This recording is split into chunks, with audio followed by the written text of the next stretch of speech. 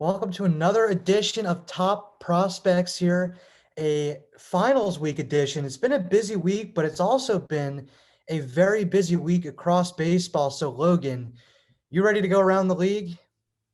I'm ready, Chris, and I'm mixing it up today. I normally wear a Mets jersey for these podcasts, normally Francisco Lindor jersey for the podcast, but he's been struggling. Mike Trout hasn't, so that just explains the jersey swap. But I'm ready to go. Yeah, at first I thought that was the David Fletcher special there. Had to, I was got all excited about that, but Mike Trout's pretty good. I mean, You got to get the David Fletcher jersey soon. I mean, we have to have like I the double know. angels. I know. But speaking of mixing it up, I went with the O's hat today.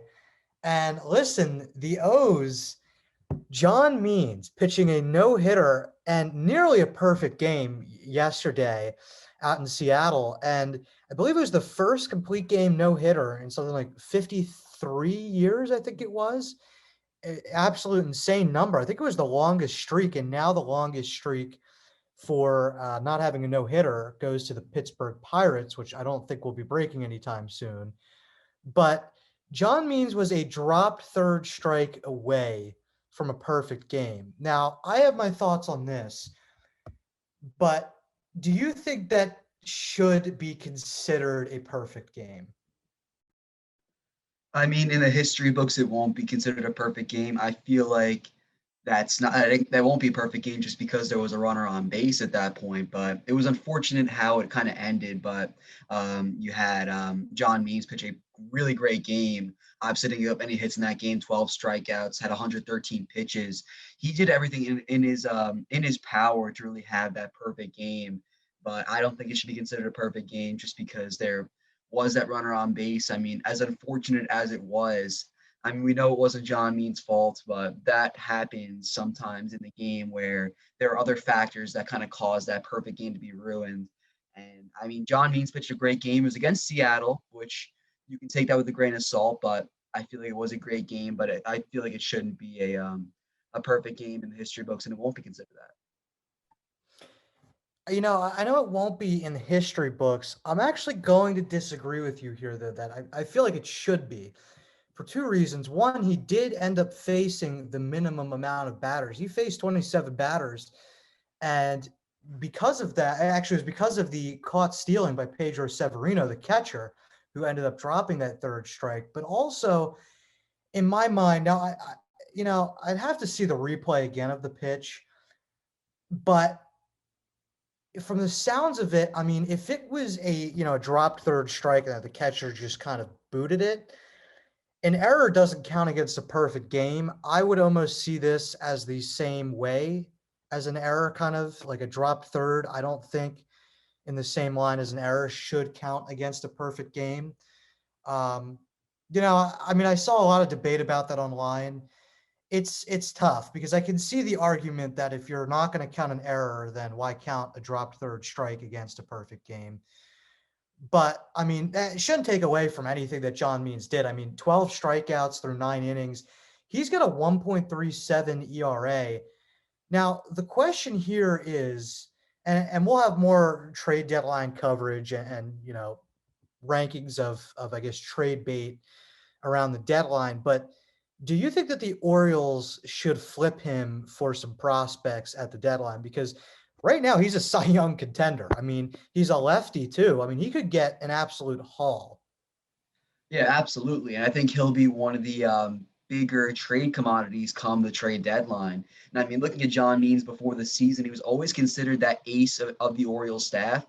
But that was just because the Orioles staff, there's nothing really to write home about. I mean, this was never really a great Orioles staff, but now Jon Means right now, he's playing like an actual ace. I mean, he's pitching 4-0 right now, has a 1.37 ERA, including that no hitter in yesterday's game with 50 strikeouts. So I think that he'll be probably the best pitcher to come into this trade deadline, and he's 28 years old as well. So he's got a lot of youth to him. And I think that before the season, he could have been, and we'll use the Phillies, for example, because we talked about it yesterday. He could have been the third pitcher on that Philly staff right now before the season. But right now, he could potentially be the ace on that Philly staff and on most staffs in the MLB right now. And I feel like there'll be a lot of teams that are going to go after him. And I think the Orioles can get a good amount back for him.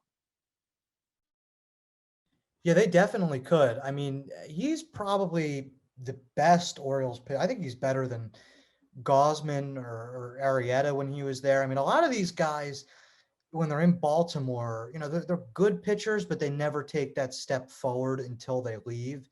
Like I think you're kind of seeing Gosman do now.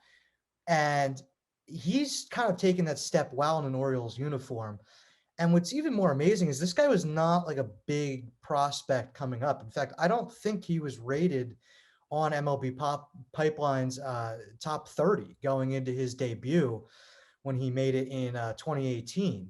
So he's just been really impressive and taken a huge step forward. He almost won Rookie of the Year. He was the runner-up in 2019 and was an all-star.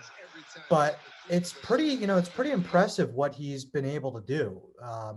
Now, as far as do I think they should flip him? I think they should, but only if they're blown away by a package. I mean, obviously every GM listens to trades and stuff around the deadline, but because he's cost controllable, that's the other thing. I mean, he's only making like 700,000 right now. He's still on his rookie deal with arbitration and all coming up soon. So they don't have any need to move him. If they hang on to him, it's not a big deal. But if somebody offers them a couple of top 100 prospects, especially prospects, double A, triple A, to fit with some of the guys they have, like Adley Rutschman behind the plate, DL Hall, who's a big pitcher for them, then yeah, I think they will move him. But it's going to take a huge package, I think, to deal him. Yeah, for sure. And I think that the Orioles, they're still a couple steps away from really competing in the AL right now. And I mean, looking at their standings right now, they're 15 and 16, but in that weak AL East right now, I think they're still a couple seasons away from really competing. So I think that you kind of said it best. If you get a couple double A, triple A guys to pair with guys like Adley Rutschman, who are very close to reaching the MLB, I feel like that would be the best case scenario for the Orioles, especially with the AL East being as tight as it is right now. And I mean, looking at Jon Means, he's not really going to fit the future plans of this Orioles team. I mean, I mentioned the guys are still a couple of years away, but I mean, looking at the future of this team, if they were to keep Jon Means around, he would be in his early 30s, and he probably would still be towards the top of that Orioles rotation. But I still think that Jon Means has a lot of trade value right now, and I feel like you're getting the most amount of trade value right now if you were to trade him at this deadline rather than waiting a couple of years for him to start making more and more money. Yeah, I think everybody looks for that cost controllable asset too. That, I mean, he's still got like 5 years left on that contract, and he's not going to be making a lot. So, yeah, I mean, they should easily be able to get a big haul for him. I mean, I honestly, I think they should easily get more than what they got from Machado. I mean, I know in that Machado trade, I, I think they got one top 100 prospect in Diaz, the outfielder who's in AAA now. But again, in the Machado trade, he had a half of a season left, was, making a lot of money. You know, I think when you look at a guy like Means, pitchers are very coveted, especially lefties, and a guy that you can have around for 5 years at a low cost. I mean, he might be, the top asking price in the league right now. But I do want to switch things up here. It's been another weird week in the NL East, as it seems to be all season. And we had a couple of big storylines going on, both with the Phillies and the Mets, both of our teams there. So we had first of all, for the Phils, Bryce Harper got hit in the face by a 97-mile-an-hour pitch in St. Louis. And then McCutchen got hit, I believe it was in the ribs right after that. Nearly led to a bench clearing there. And then Hector Neris came back the next night and hit Nolan Arenado. So I want to get your thoughts here on, I guess, I hate to say throwing at people. I mean, Neris definitely threw at Arenado. I don't know that I think it was Genesis Cabrera was throwing at either Harper or McCutcheon. I think he just had no control. But what are your thoughts there on, on suspensions when it comes to stuff like that? Yeah, I think if you were to throw at batters, I feel like that should lead to a suspension. But where I don't have a problem with it is when players retaliate, when players like Hector Neris do what they did. And I mean, that's just fighting for your team. That's just trying to get back at what happened the night before, maybe a couple innings before.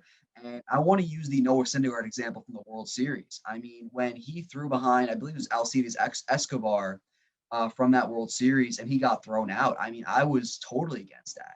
And I mean, when you take a look at retaliation, I mean, that's just fighting for your team. That's just trying to make up for what happened before. I feel like that I don't have a problem with that at all. That's just fighting for your team. But I don't really get, or I don't really know the full story behind the what kind of led to that throwing at Bryce Harper and then McCutcheon, but it just doesn't make a lot of sense. I feel like that should have led to a suspension for sure, or at least a fine.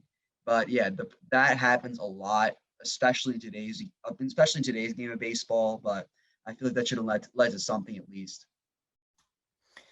Yeah, I mean, I actually think, the way Arenado handled it was really good. I mean, he kind of, I think, when you're one of the stars on another team and your pitcher hits a couple guys, you kind of know you're going to get thrown at. I mean, it was either Goldschmidt or Arenado, and they chose Arenado, and Arenado didn't say anything. I mean, look, I mean, I think the way Hector Neris did it, I mean, he didn't, look, he didn't go headhunting, which headhunting is a big problem. That cannot happen. That absolutely, whether it's retaliating or not, deserves a suspension and a fine.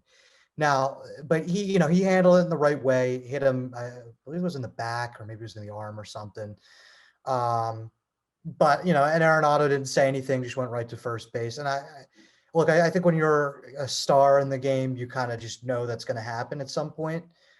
But yeah, I do think, in retaliation, I don't really have a problem with it. That's just kind of a way of protecting your team, or even, throwing inside or behind the guy is kind of a warning. I don't really have a problem with that at all. But then we also had, of course, the Phillies Mets series, which was a wild series. First of all, the Jose Alvarado thing, and I believe he was suspended 2 games. He just served his suspension. Um, Now, I'm curious. So this all stems from, I believe it was the first series where, it was the pitch at Dominic Smith, I think, that nearly hit him. Um, and I'm curious as to whether you think Alvarado was throwing at him, which isn't why he got suspended, by the way. That was a completely different situation. But I know the Mets, especially Dominic Smith, had a problem with that pitch. But I didn't think he was trying to throw at him. I just think Alvarado doesn't know where the ball is going most of the time. But what do you think about that?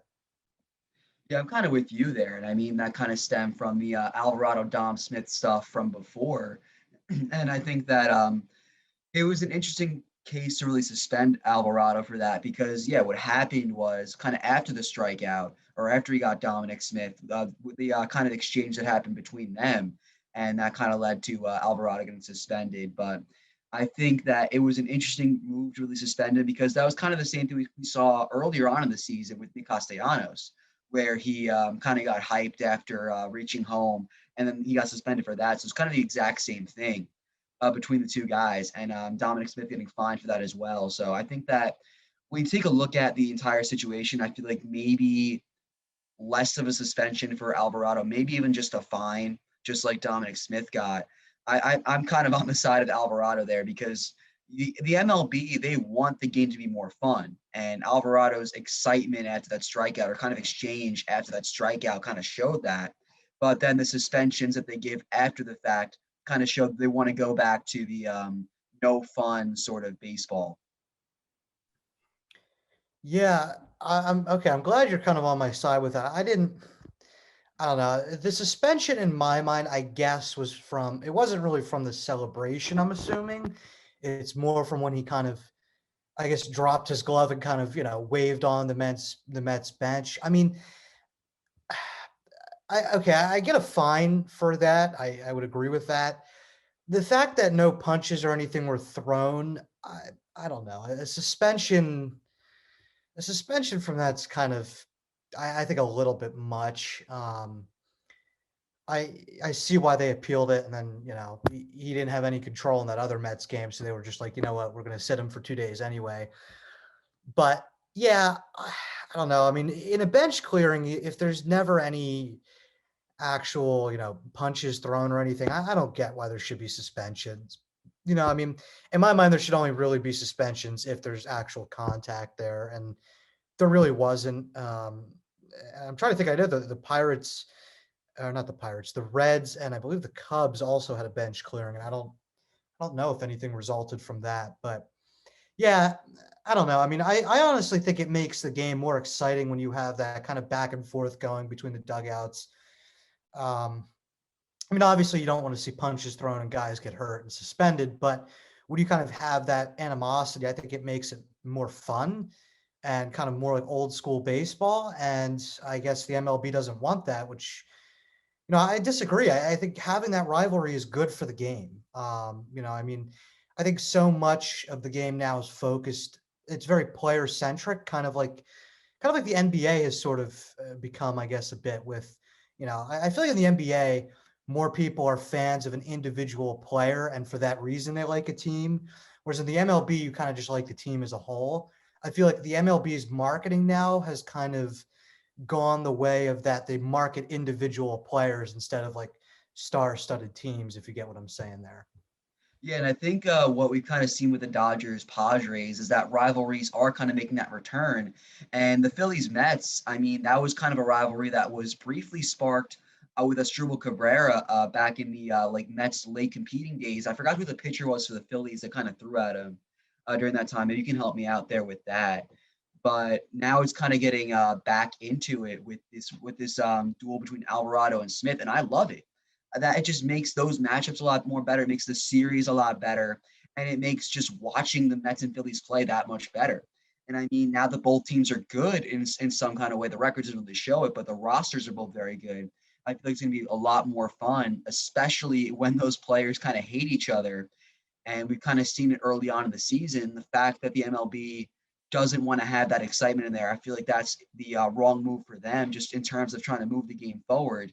I mean, the Reds Cubs, I mean, the Reds kind of a rivalry with everybody in the NL Central, but the Reds Cubs, it just makes those matchups a lot more exciting, especially when both teams are kind of 500 teams. It makes me actually want to watch those games, which for the MLB is what you want. So I mean, it's an interesting message that the MLB is trying to send, as rivalries like that for teams can move the game forward, but these fines and suspensions are just sending the wrong message. Yeah, I agree. I mean, I'm happy to see these kind of rivalries come back. I mean, I think it's absolutely necessary for this in the game. I mean, quite honestly, it's one of the ways the NL Central has stayed relevant because for some reason there, like I said in the podcast before, I mean, it feels like every other matchup there's a bench clearing there, and I'm not really sure why. I don't know what it is with the Reds. Maybe it's their manager. I don't know. But yeah, I mean, I think it's definitely good for the game to have that kind of animosity back. Um, it not only, can the MLB market these stars, but I think they can market these intense interdivision rivalries more than they are marketing it right now. But anyway, moving on, another big Phillies Mets story was um, the home run off of the railing. Well, the home run that got called back to a double off of the railing in, I believe it was right center field at Citizens Bank Park. Now, what were your thoughts about the original call, how that was handled, and I guess the way the ground rules are at Citizens Bank Park? So I was watching that game live with another Mets fan, Jeremy Gaines, and but right before that bottom of the ninth inning started, I looked at him and I said Edwin Diaz should not be in the situation. It was a four-run lead the Mets had against the Phillies. They should have brought in a guy like Familia, who actually came in later in that game, and then look what happened. Edwin Diaz did what he does best, almost blew that four-run lead, but the second Reese Hoskins hit that home run, I thought it was gone. I thought we are going to lose the game. I thought the Phillies had all the momentum, and I didn't really even know that the railing rule kind of existed. But and I was really confused when the umpires actually initially started looking into that home run call because I thought that for one, the railing really shouldn't be there. And even if it wasn't there, it would have been a home run anyway. And two, it took a while to really look at. And I thought it clearly hit the railing, but I didn't really think it meant too much. So I didn't really think too much of it. And then I thought it was funny, especially when they overturned the call, Reese Hoskins' initial reaction to the umpires, just saying two words. One starts with F and the other one ends with U. But it was an interesting way that it kind of happened there.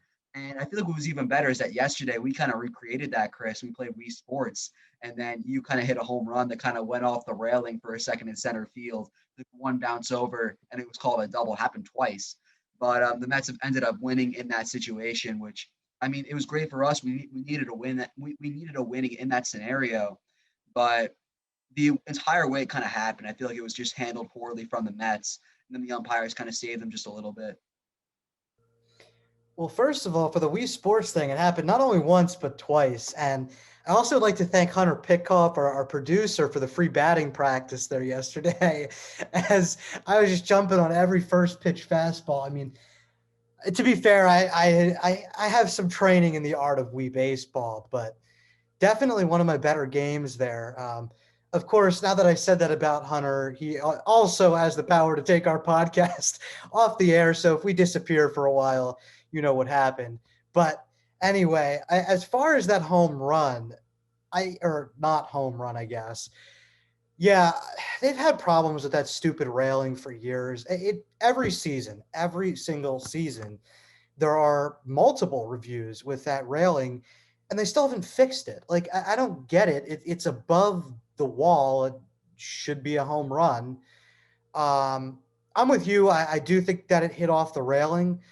Although the only thing is I don't get why there's not a camera shooting from the foul pole down the line. I know I've seen it before. Maybe ESPN, since it was a nationally televised game, didn't have access to it. I don't know, but I mean, it's 2021. I mean, if you're gonna keep that stupid element in the ground rules that it can hit off the fence and not be a home run, then they need a camera angle shooting down the line to have that, clear and definitive look. And it looked like they only had one camera angle. So I don't get it. And I know I've seen that angle before, but I mean, I see why they were frustrated. This is also what I mean by, between this and then the McCutcheon play where they called him out of the baseline. And I was just like, what are you doing? Like that was brutal the day before. But this is why I said, look, I get worked up over calls like that too, but the whole Bohm call, and I'm sure now that the Phillies are going to be going down to Atlanta this weekend, it's going to be a whole big thing again. But look, these things have a way of evening themselves out over 162. If you thought the Bohm call, the Phillies stole that game, well, here, okay, they missed, a game tying and possibly, went on to win that game by less than an inch. So, things have a way of evening themselves out. So that's why I'm kind of it sucks in the moment, but a little bit more indifferent. I'm more angry at the way that they kept that stupid rule. It's ridiculous that that fence is even still there. Yeah, I mean, I kind of said it before. I just didn't really know that was even a rule. As even if you take away the railing, that ball was clearly going to go out. And I think Reese Hoskins and everyone there kind of just knew that. But it's interesting that these scenarios just always happen to the Phillies. Like it's not really any other team. The Phillies just find themselves in these crazy, wild games that have these interesting rulings. And you kind of said it yesterday to me, but the Phillies just always happen to find themselves in these situations, yet they're still in first place in the NL East right now. And I don't even know that's going on right now, but the Phillies, they're always in these controversial games, yet they're up on the Mets by one game in the NL East right now. And we'll see what happens when they go down to Atlanta. But that NL East has been a wild mess right now, where the first four teams in that division, they had a negative run differential. Then the Marlins, who were in last place in the division, have a plus 18 run differential. So it's just a very weird how these scenarios end up playing themselves out. Yeah, as a Phillies fan, It would be nice if they could mix in a blowout every once in a while. I mean, the last 7 games have been decided by a run. I mean, some days, some mornings I wake up and I'm like, I'm surprised, like I'm not losing more hair on my pillow. Like I feel like the Phillies have aged me by at least 20 years in the last week. It's a frustrating team to watch, man. I mean, I look, they did everything in their power to fix that bullpen, and it still is not good. I mean, like guys like Brandon Kinsler are getting lit up, and I mean, he's been a very good pitcher over his career. And then of course Joe Girardi, who I don't know, maybe we'll get into it in another podcast, but I'm going to be completely honest. I think Joe Girardi has not made a single good move in a Phillies uniform yet in his, I guess, 60 game season last year. What have they played now? I don't know, 20 games. Now they played over 20, 30. In his 90 games, let's call it, in a Phillies uniform. It feels like every single move he makes backfires. And of course, when you're putting in, free batting practice pitcher David Hale, that's what's going to happen. But um, it's a frustrating team to watch, but somehow they're in first place, as you said. But speaking of frustrating teams to watch, Logan, your Mets fired their hitting coach Chili Davis, and the bats have turned around a little bit, but I have a feeling I know your thoughts on this one. Yeah, I feel like it was just a poorly timed firing. I mean, the Mets offense has been struggling for a majority of the season, but when they fired Chili Davis, they were just starting to pick things up offensively. I mean, looking at the last couple of games before the firing, they scored 8 runs in that game against the Phillies where they won off the home run call. They scored 5 runs in the first game against the Cardinals. I think that was the last game before that firing happened and the doubleheader was played. But the Mets offense was really kind of shocked by the firing of Chili Davis, just because we kind of heard it from Francisco Lindor and Pete Alonso. They're both disappointed with how it was handled, but the Mets were starting to pick things up. It wasn't like it was early on in the season where they were starting to score maybe like 1 or 2 runs in a game and the offense was struggling to hit with runners in scoring position. I mean, even in this doubleheader against the Cardinals yesterday, we kind of saw those problems. I mean, especially in game one. I mean, they only scored 1 run in that game and they had I think bases loaded at some point in that fourth inning, and it can only get 1 run, which shouldn't happen if you want to win ball games. And this Mets offense has been struggling all season long. It's part of the reason why I'm not wearing my Francisco Lindor jersey today, and why I switched it up to go to the Angels jerseys. But their best hitter on the team, Brandon Nimmo, on the IL right now. And the Mets offense, they started to turn things around in game two of the doubleheader, but it was really guys that you didn't expect to pop off. The two guys that hit home runs in that game, Tomas Nido and Jonathan VR, both hitting their first home runs in that game, or on the season rather. And you had Kevin Pillar hitting, I think, in the sixth spot or the fifth spot rather in that game. So it's been a rough start to the Mets offense, and they had pretty much the entire offense they had last year, except with Francisco Lindor and more depth. So I think the Chili Davis firing made a lot of sense, but I just think it should have been done a week earlier. Yeah, I'm going to agree with that. Although I will say what's interesting here is you look at the team statistics. So the Mets have played 28 games, the Phils 32. The Phils are hitting 230 as a team. They're 19th in the league. The Mets are 11th in the league for batting average at 238. So it tells me two things. One, the Mets are, actually slightly above average offensively if you look at getting guys on base. And two, hitting across the league is down this year, like dramatically down. And you look at home runs and it's the same thing. So whatever they have done to the ball this year, because I know that they made some changes to it, has dramatically affected the game. And uh, I don't know, if you're a fan of offense, it's definitely a lot worse this year. But the interesting thing, though, is if you look at runs scored, I believe the Mets have scored significantly fewer runs. So they're last in the league in runs scored at 84. And you look at a team like the Phillies at 123, even though they've played 4 more games, that's 40 more runs about. So the Mets are not hitting with guys on, is what that tells me, because they're getting guys on base, but they've scored 40 fewer runs. So it's the situational hitting that's lacking there, and that's a tough thing to break out of. I mean, teams, when they get in that kind of a slump, it's really difficult. You kind of have to have your guys, your big stars step up. And that's the thing that the Mets haven't had. They haven't had Francisco Lindor step up. He's hitting 157 right now, one homer. He's one for his last 27, hitting 037 in his last 7 games. So Logan, I got to ask you the question here. I mean, I wrote off the early start, how bad it was, the first week or two. But are you concerned about Lindor? Yeah, I am, and I mean he's hitting I think 157 right now in this first month of the season, and I mean we kind of saw those struggles in 2020, and that was the risk of signing him to that 12-year contract, I believe it was, as now you're paying him to be a top 5 player in baseball. And before the season, it was really tough to kind of call him a top 20 player in baseball. But the Mets, they had to do it. They had to get a star in this young roster, in this young lineup, but right now it just hasn't worked. And I feel like if Francisco Lindor starts to hit and hit run the scoring position, then the entire Mets lineup will. I feel like if he were to turn it up, then the entire Mets lineup will just kind of follow along with his lead.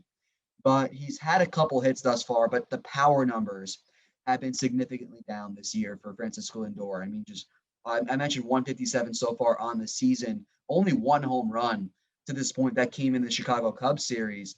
But it's just been very concerning to watch Francisco Lindor, and they ended up sitting him in the second game against the Cardinals, where the Mets ended up scoring 7 runs, and they ended up winning 7-2, which is very scary. And that was one of the first games he ended up sitting this year. And in the first game, in that doubleheader, he had a leadoff in the game, which is something I didn't expect to see going into that game. And he didn't get a hit in that game as well. Now, today in the final game of the series, he's going to hit second, so we'll see how he finishes off the series. But it's just been very concerning to watch Francisco Lindor, especially in the month of May. It seems like he's been getting a lot worse. But I do trust him to get to turn things around. And if you want to take a look at the positives, his glove at shortstop has been just as good as advertised. So at least there's that. And we expected him to be a good fielder at shortstop. So that at least is going right. But I feel like he will eventually turn things around hitting wise. But it is a very concerning start. Yeah, for me, I agree with you. I think he'll turn it around. There's a couple things that I look at here, and his strikeout to walk ratio is actually better than it's been. His walk rate is at a career high right now, 12.3%. His K percentage is down at 13.2%. So the approach is there. It's not like he's a Javi Baez at shortstop where he has power, but he's not hacking away at everything. Like that's why I'm actually more concerned about Javi Baez, despite him putting up better numbers, is he's riskier. He strikes out a lot more. His strikeout rate is like 25, like 30% right now. Lindor, the approach is still there. So I have to believe he'll get it turned around. The other thing to look at would be the exit velocity rates there. I don't know how well he's really impacting the ball right now. I mean, he just might not be getting barrels. Um, but I do think he'll turn it around at some point. It is amazing though. I mean, this is a guy that 17, 18, and 19, he hit 32 plus home runs in each of those 3 seasons and hit over 270. So it's kind of amazing to see the regression here over that half of a season last year in Cleveland and now this. It's definitely a concerning trend. I don't know. I mean, it, I have to think he turns it around. If the season ends and he's hitting like, I don't know, 240, 250 with like 15 home runs, 20 home runs, then I'm going to be concerned. Yeah. Yeah. But I don't think that's how it's going to end. Real quick, who do you think is the big winner in these big shortstops struggling this year? There's a clear winner. Um, the big winner. Well, it is. I guess I got to go with Trevor. I think Trevor Story's kind of heated up. I mean, I think he's going to be the big name Bingo. guy in the offseason because Seager, and actually, I do want to get into the Dodgers then because they have really struggled. But Seager has struggled a bit there. And, I think if you look at the best big name shortstop on the market right now, I think it's got to be Trevor Story. I mean, the glove is there, and I mean, I do think he can hit outside of Coors Field. He's hitting 304 right now. He's red hot, 4 homers. So yeah, I definitely got to go with Trevor Story. I'm trying to think who the other big free agents are. But what about you? Who do you think the big winner is? No, that's exactly what I wanted to get into. Trevor Story, I think he is the big winner right now because if you take a look at the shortstop class before the season started, there were 5 stars ready to hit the market. And right now, the only one that has really shined so far this season is Trevor Story. Corey Seager hitting 250 right now, Carlos Correa hitting 260 right now. And you mentioned Javier Baez, his struggles this season as well. But Trevor Story's been the one guy who has gotten better hitting over 300 right now. And I think he was supposed to get a lot of money before, especially with the Lindor contract. But right now, he's going to be probably the highest paid shortstop coming up in free agency this year, just because of how everyone else is playing around him. And he's really the only one that's been consistently good right now in Colorado. I think, and I agree with you. I think that he'll play very well outside of Coors Field. I think he can be a great player anywhere he goes, but he has been a massive winner this year. That was the point I wanted to get at. I'm glad you got that right. Yeah, I mean, you're 100% right on that. Javi Baez to me has really shown me there's a lot of caution, and I would not spend a ton of money on him. I mean, if I'm going after anybody, it's Trevor Story. Then my backup might be Seager. I know I've seen a lot of angry Dodgers fans. You know, his defense hasn't been good lately, and he's really struggling at the plate. The other thing is, speaking of the Dodgers, they've been extremely bad lately. If you want to look at the slumps at the plate, Corey Seager over his last 23 games hitting 200. Max Muncy over his last 18 games hitting 089. Over his last 19 games, Mookie Betts 237. Last 19 games, Gavin Lux 167. Last 20 games, Will Smith 194. Last 16 games, Austin Barnes 167, and Edwin Rios all season hitting 078. That's a lot of their lineup right now, and they are all struggling. And I mean, that goes to show you why. I mean, they had that start, what was it, like 12 and like 3 or something? They looked ridiculous, and now they're 17 and 15. The Philadelphia Phillies are a game behind them for all the struggles they've had. It's really amazing how bad things have gotten out in LA.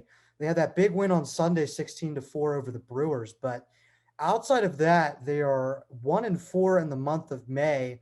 Going back further, they are a lot worse than that. So, Logan, what are your thoughts on this Dodgers team? I'm really not worried about it. I mean, it's been a rough start to the month of May, kind of like you mentioned, with a bunch of losses to the Brewers and Cubs, within the middle being a 16-4 random win. But yeah, the offense has been definitely very concerning, and the pitching. They just lost Dustin May to a big injury a couple of weeks ago, or a couple of days ago, rather. But the reason why I'm not worried about it is looking at their schedule. They have a really light next 4 series. They play the Angels first. And they have a 2-game match against the Mariners, who just got no hit by Baltimore a couple days ago, or yesterday rather. They have the Marlins and Diamondbacks, and 3 of those 4 series are at home. And all of those teams are probably the worst teams in their division, or one of the worst teams in their division. So I think moving forward, looking at the Dodgers, I think this is the perfect chance for them to turn things around. And then if they do, they can really challenge the first place. I never thought I'd be saying this, by the way, San Francisco Giants when they get back later on in May. So I think looking forward, I think the Dodgers will be fine. And I think you can kind of feel the same way as well. I mean, this Dodgers team, you're probably still expecting them to make the World Series or at least make the playoffs rather in the month of October. So I think moving forward, I think they'll be just fine. Yeah, I agree. I think they'll be fine. It's kind of weird. AJ Pollock is like the only one hitting in that lineup, but they're 4-13 over their last 17 games. So I mean, it's definitely concerning. The other thing that's concerning for me is the injuries. Now, look, the Dodgers have, I think, the most depth by far of any team in the league. So if any team can handle this, it's them. But having Dustin May go down for Tommy John surgery is huge. I mean, he's one of the best young pitchers in the league. He's looked absolutely electric since he's come up. And the big thing this year was over his first five starts, he's found his strikeouts. His K per nine rate last year was only around a 7, a little bit over 8 in 2019. He struck out almost 14 batters per 9 innings so far this year, pitching to a 2.74 ERA. I mean, he's looked like a guy that's ready to step up and lead the staff once Clayton Kershaw and Trevor Bauer are gone. Now, the good news for the Dodgers is again, they have Clayton Kershaw, Trevor Bauer, Walker Bueller, Julio Urias, who are all phenomenal starting pitchers. They don't really have a fifth starter right now, though, because of the injuries, because they have Tony Gonsolin out, Dustin May out, David Price is out. And then you look at the bullpen, Brewster Gratterall's out, Tommy Conley, Joe Kelly. So there's a lot of guys that are hurt, and that's just pitching wise. I mean, that's not even going into Zach McKinstry, who looked really good as a utility player before going down with a strained oblique, and then Cody Bellinger's been hurt. So again, I think once they start to get some guys back, obviously Dustin May is going to be out until well into next season at this point. But once they get some of these, bullpen guys back and hopefully Cody Bellinger and Zach McKinstry back, I think it'll help the lineup a lot. But they're just really banged up. I mean, even a team with this much depth is going to struggle a bit. Yeah, and I mean, I think that was the big strength going to the season was how much depth this rotation really had. I mean, they have four great guys.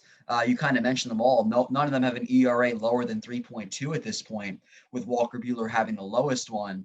But they could be a team that, if it gets bad enough to that point, they could be a team that we talked about it before, could go after a guy like Jon Means at the deadline. I feel like that would be a great fit for the Dodgers. But I think right now there's really nothing really to worry about aside from that fifth starter and lack of offense right now. And I feel like both of those things can easily be fixed at this point in the season. Maybe they even flirt with the opener at that fifth starter spot. But I think looking at their schedule, I kind of mentioned it before, but I think they'll be fine moving forward. Yeah, I do agree with that. But speaking of some of these injuries, there has been a ton of notable injuries over the last couple weeks, and obviously Dustin May being the most recent one. But I mean, there's a whole list here. I mean, there's been a ton of the big stars that have gone down, and I think the biggest one recently was Luis Robert, and the White Sox are now going to be without him and Eloy Jimenez for most of the season, possibly all of the season. So, Logan, where do you think the White Sox go from here?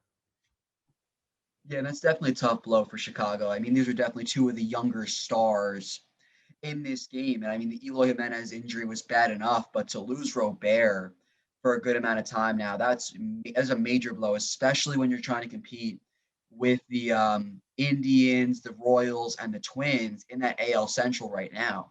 And I mean, Robert, he was hitting 316 too, so it wasn't like he was a small part of that success early on. So it's a huge void that you're now trying to fix in that lineup. I mean, you're trying to find a guy who can replace a 316 hitter, one home run, four stolen bases early on in the season.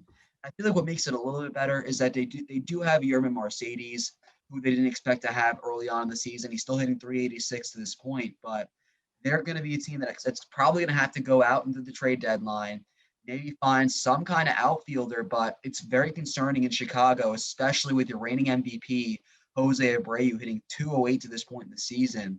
So the White Sox, they're definitely a competitive team, especially with their improved rotation. They improved the rotation during the offseason. So they just have to find somebody to at least go somewhat close to replace the production that Robert brought. But it's going to be tough to kind of replace two guys like that.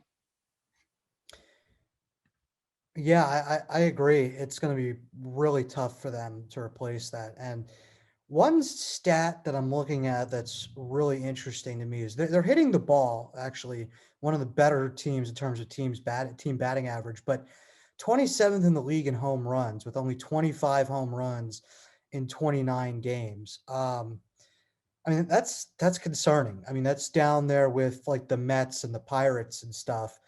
and the Marlins towards the bottom of the league.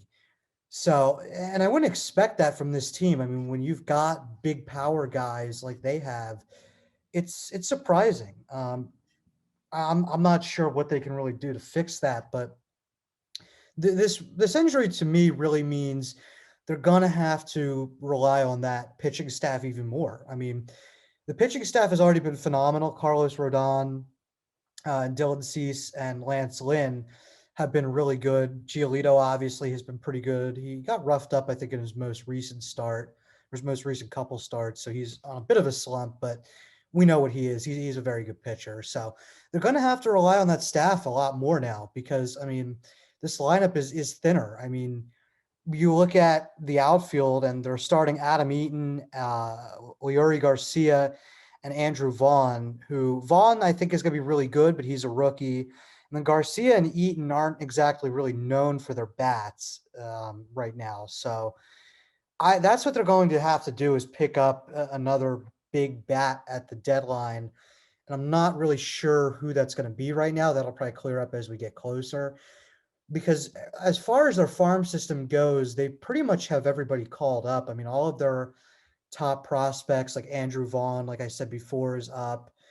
Who else we got? They got Michael Kopech pitching and Garrett Crochet is pitching. So most of their big prospects are up. They don't really have another outfielder that they can really plug and play right now in their system. So that'll be something that they're going to have to go out and buy at the deadline, I would think. But there's also been some other big injuries. And I mean, you look across the league and it feels like there's a lot more guys going down. I mean, you've seen the Marlins have had guys like Jazz Chisholm go down, and that they're back now, but that really hurt them for about a week or so. And you got James Paxton's been hurt. A bunch of other guys. I mean, Key Brian Hayes has been hurt. Sixto Sanchez, Fernando Tatis has been hurt for a while. I mean, obviously he's back now, but he's kind of been struggling with injuries. So I don't know. I mean, do you think that the injuries feel worse than normal this year?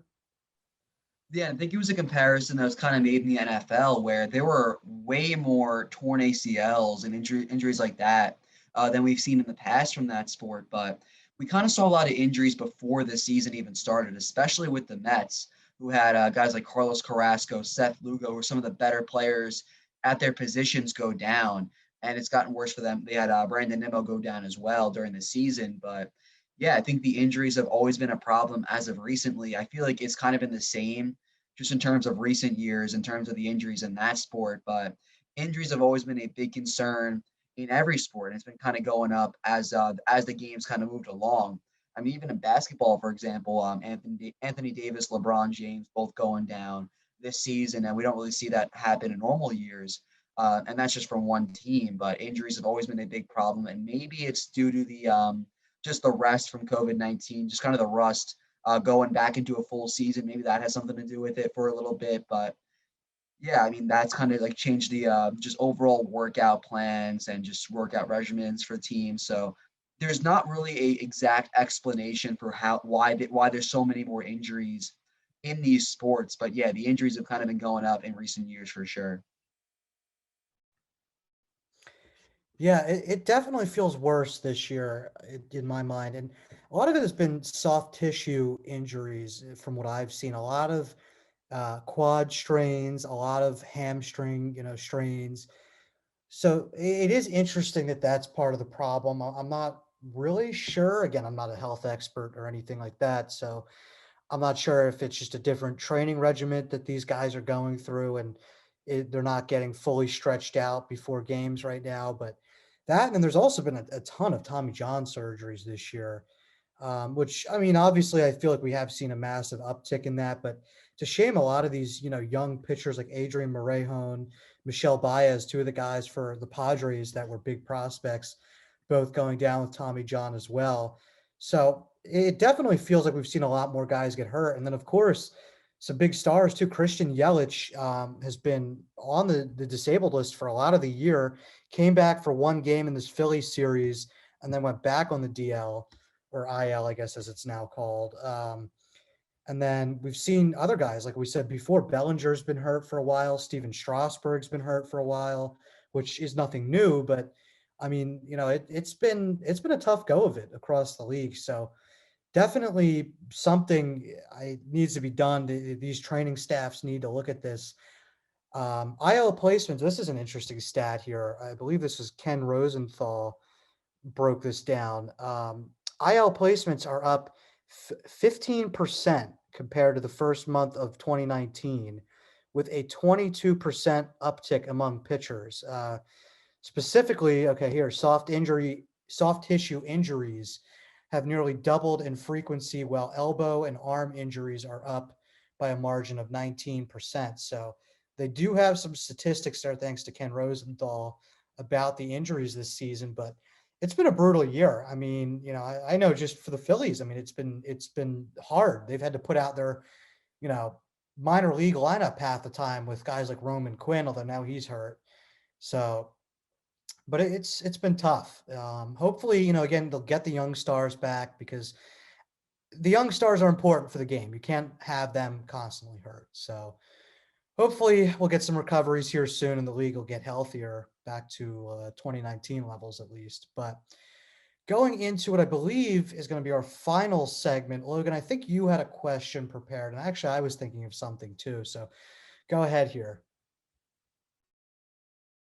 All right, so I think there was a big debate in one of our group chats this morning, and it was kind of between there was one of our friends who tried to pitch that and I think this is ridiculous, by the way, that the Pirates mascot is better than the Philly Fanatic, and I feel like there's no topping the Philly Fanatic, but it kind of got the question rolling in terms of MLB mascots. What is the best of the best? Well, all right. I'm partial to the Phillies, the Philly fanatic, of course. Listen, I mean, USA Today last year did rank the Philly fanatic as number one. So the only rival is Mr. Met. I mean, those two are on a completely different planet. Everything else is just kind of below that tier, I think. The Philly fanatic also has the Galapagos gang, underrated. Love the gang there in Philly. Some of the stunts that they've pulled, you've seen videos of them. Forget which one of the Galapagos gang, like eating the umpire, the fake umpire that they have on the field. They're just hilarious. I mean, it goes back decades with the Philly fanatic to getting under other managers' skin, obviously. Um, Mr. Met is definitely a good one, I would say, a kind of a 1A and 1B type of thing. After that, I've always been a big fan of the Oriole Bird. I think actually, okay, USA Today ranked the Oriole Bird at fifth. So at least I feel kind of validated there. Um, as far as the worst mascot, it's a tough one. I would go Screech for the Nationals. I hate Screech.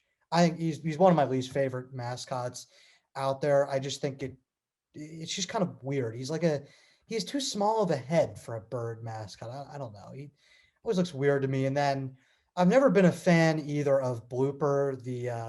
The Braves mascot to me seems like the Dollar General version of the Philly Fanatic. I don't know. It's like they kind of tried too hard to copy him, but yeah, Mr. Met and the Fanatic are definitely the top two. Yeah, I agree with you there. I think that the Fanatic, in just in terms of Philly mascots, they always are just a step above when it comes to that. So I think that they're the top echelon of mascots. And I think Mr. Met, I'm glad you said it. I think that they're the second best mascot. I feel like there's been some iconic moments there, and I feel like it's hard to kind of put Mr. Met any lower, especially since they added on as well. They had Mrs. Met. I don't know I don't know how most people kind of feel about that, but just the fact that they added on that and gave him a wife. I mean, I'm happy for him. Everyone's got to settle down just a little bit. So I feel like getting him just someone to kind of work alongside. I feel like that was great for him. And in terms of underrated mascots, I was always a fan of Bernie Brewer, the Milwaukee Brewers mascot, and I feel like this one should be ranked higher than where it is in USA Today, which is 13, just because they have that the slide as a prop that he always slides down. And I mean, if you come up to work every day and you get to slide down a slide in a mascot costume and watch a baseball game, you're living a great life. I mean, and that slide looks amazing. That yellow slide in the outfield in Milwaukee. So I feel like that's always one of my favorite ones. I like Orbit, the Astros mascot. I feel like it should get a little more credit than it does. I feel like that one always gets a lot of credit, especially just because it there was that meme where like he was kind of like dancing with the security guard, and that got really popular. So I feel like that one's one of my favorite ones as well. And then looking at the worst ones, I'm glad you mentioned Blooper from the Atlanta Braves, just because like this face should not really be on a mascot. It looks very creepy. Like the eyes are, I don't really know what it is exactly. Like the team's called the Atlanta Braves, but like this is not a Brave in my opinion. Like I don't know what this is really. So I feel like that should be one of the worst mascots. The USA Today list has them in last, so they agree with me as well. So I feel like that's just kind of my thoughts on the mascots. I do think we're forgetting about one mascot, though, which USA Today has at fourth. The swinging friar is one of the more unique mascots with the weird looking face. And then I guess I don't even know what that is. I don't know if that's supposed to be a headband or he really just went bald and then kept the little ring around his head. He's an interesting he's an interesting mascot. Top five, I guess. The big one that a lot of people still talk about was the San Diego Chicken, was kind of like an iconic mascot in sports, but obviously no longer around. But the Philly mascots are pretty incredible. I mean, I don't think anybody can beat the 1-2 punch there of the Fanatic and of course Gritty. I mean, those two are just incredible. And then of course the Sixers old mascot, if you look up a picture of him, Hip Hop the Rabbit, he is if you could bring up a picture of him, he is one of the I'll work on that now. creepiest. I don't know what you'd call it. That's back from like the Allen Iverson days. I feel like we're taking over the ball don't lie territory here, so I shouldn't go into this too much. But one of the more unique non-basketball mascots out there, definitely. All right, so Um, I think I do have a picture. there Uh-oh. you Uh, there you go. There's hip hop. Yeah, one of the weirdest looking, I guess you could call it a rabbit, things that I've ever seen. Now they have Franklin. I wish they'd bring back hip hop, but you know what? anyway, Yeah, you do mention we were taking over Ball Don't Lie territory. I mean, they did win Best Podcast, but I mean, if you want to be the best, you know, you gotta kind of imitate the best a little bit. So of gotta talk a course. little Well, basketball. listen, some would say that our top prospects podcast is the top prospect to win podcast of the year next year. Per sources, some would say that. We can start calling ourselves an award-winning podcast very soon. Hopefully. Hopefully. Well, I think actually I did have one more question here though. So obviously it's on my bucket list to get to all the MLB stadiums. I don't know if we've talked about this before or not, but top stadium that you've been to, and then give me your top on your bucket list. All right. So I've been to a good amount of stadiums, I'd say. I've been to probably close to a third. So I do have a wide array to kind of list off of. But I went on a trip in like May 2019 where I went to Busch Stadium in St. Louis and I went to Kauffman Stadium in Kansas City. And those are two of probably the best stadiums that I've ever seen.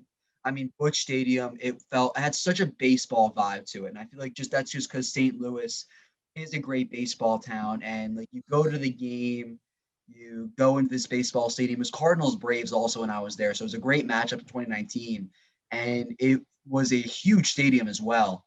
And then you leave the game after, and it's just a great atmosphere outside the stadium. So I feel like that's my favorite one. And then Kauffman Stadium is a very underrated stadium, I'd say, just because the fountains were really cool to look at. It was really cool to kind of like walk around those. And it just felt like a smaller stadium in the same state, but I really love that stadium as well. I mean, I'll always love Citi Field as well. I feel like that's one of my favorite stadiums just because it's the New York Mets. I mean, you can't hate on a New York Mets stadium. And then PNC Park in Pittsburgh, been there I think 3 times at this point, and it's a beautiful stadium as well. Kind of underrated like Kauffman Stadium is, but I feel like in terms of ones that I've been to, Busch Stadium is at the top in St. Louis. And then looking at my bucket list, there's a lot of stadiums I want to get to. I'm like you, obviously. I want to get to all 30, but I feel like just looking at it, I mean, the San Francisco Giants Stadium has to be the top one, just because I mean, I feel like it's one of the better ones. That and the Dodger Stadium, but I feel like I want to get to Oracle Park. That's one of the top stadiums in all of baseball. And just going to San Francisco, just seeing that atmosphere, I feel like it'd be great, especially if it was Dodgers Giants. That's probably my top one. That's a pretty good list. I've been to let's see here. I've been to Nats Park, Camden Yards, Citizens Bank in Philly, Fenway Park, Coors Field, Dodger Stadium, and actually the new Braves Stadium. I guess that's now Truist. Although I toured that, I didn't go to a game there. So, um, I mean, obviously I'm going to be partial to Citizens Bank, but I actually really like Camden Yards. I mean, I think Camden Yards. I mean, I living down in that area, I grew up going there a lot, especially since tickets were cheap. That's kind of, I think, my favorite park. Um, God, it's tough to put that over Citizens Bank. And then Coors Field, I really liked as well. I mean, I've really liked all the stadiums I've been to. Nats Park, I mean, maybe it's just because, I'm not a Nats guy. I don't know. I mean, they used to have a Build-A-Bear at that park. I mean, really, like I don't know. I just like I could not imagine that in any other city's stadium. Like in Philly is not Build-A-Bear soft. Like I'm sorry, I don't think we would put that in a stadium, but I mean Nats Park has some redeeming qualities about it, I guess. The area it's in is nice, if you're into that after the game, but the bucket list, I would say the top three I got to get to. PNC Park, I'm hoping to check off this summer. I'm also hoping to get to Citi Field this summer with you for the Phil's Mets. Hopefully a live top prospects pod. Possibly we'll see what we can do there. That would be But awesome if we can get one of those. oh, that would be awesome. Yeah, top prospects day at the park will be coming soon. Hopefully towards the end of June at Citi Field. Um, but I would say the bucket list is definitely PNC, which I'm hoping to check off. Oracle, and then I'm gonna go with at number three. This is tough. I think I'm gonna go with Petco Park. That's always looked like a really cool one to me. Yeah, I definitely got to go with Petco there at three. The honorable mention for that was probably Wrigley, I would say. I don't know, like Yankee Stadium. I'm hoping to check off Citi Field, Yankee Stadium, and PNC this summer. Yankee Stadium feels kind of sterile to me. I don't know, not like a great atmosphere. Maybe actually, I shouldn't say that after the whole Yankees Astros thing the other day. They were. I'll just leave it at very vocal about their opinions of the Astros cheating scandal. But I don't know. I mean, I guess that ballpark, the atmosphere, I should say, does look good. The ballpark just doesn't look special to me, Yankee Stadium, but we'll see. Hopefully, I'll get there this summer. But I think that's going to wrap it up for this edition of the Top Prospects podcast. For Logan Bourandas, I'm Chris Lemmo, and we'll see you next time. Thank you for watching this edition of Penn State Sports Night. If you're a fan of our content, please be sure to subscribe to our YouTube channel for more clips. Also, follow us on Twitter at PSSN TV and on Instagram at PSU Sports Night to keep up with all the action. For all my colleagues, we are Penn State Sports Night.